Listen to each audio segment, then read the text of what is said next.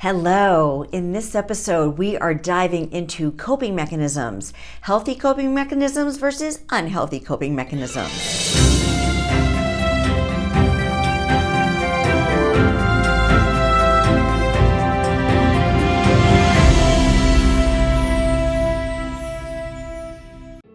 Hi there, I am Dr. Leslie Goth with Denver Family Counseling Services, and I want to give you some more support on your journey of healing from mental health issues.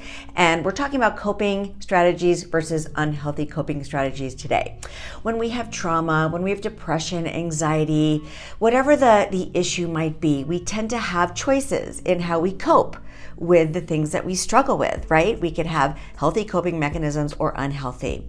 What I find in my practice is that people are struggling with the unhealthy coping mechanisms. They've worked sometimes, and they've worked for a period of time, but then they start not working anymore, right? So for example, using a substance like alcohol or drugs, initially those vices work. They numb our pain. They help us avoid the thing that hurts so much inside of us.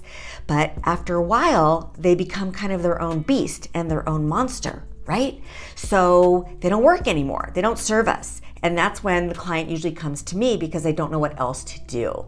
So whatever your coping mechanisms may be, think of it. What vice is your vice? Is it drinking, smoking, pornography? Is it gambling? Is it shopping? Is it eating?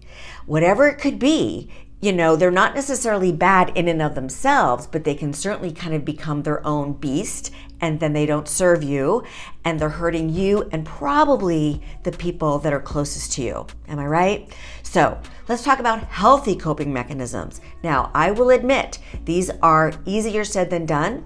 They don't provide necessarily the quick fix that some of our unhealthy vices provide. However, they serve us.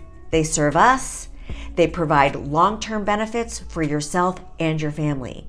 So healthy coping mechanisms could be breathing. Yeah, just simply taking a deep breath could be a healthy coping mechanism. Going for walks, meditating, yoga, any type of exercise or physical release that you get.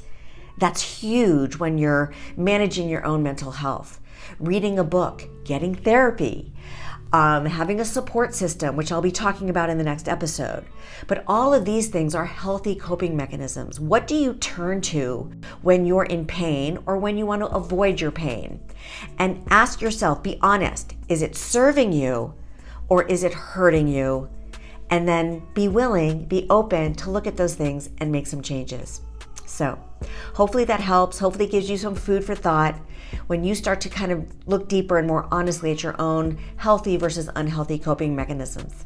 So I will look forward to seeing you next time, and remember to like and follow so that you never miss important supportive information for your journey in mental health. Bye now.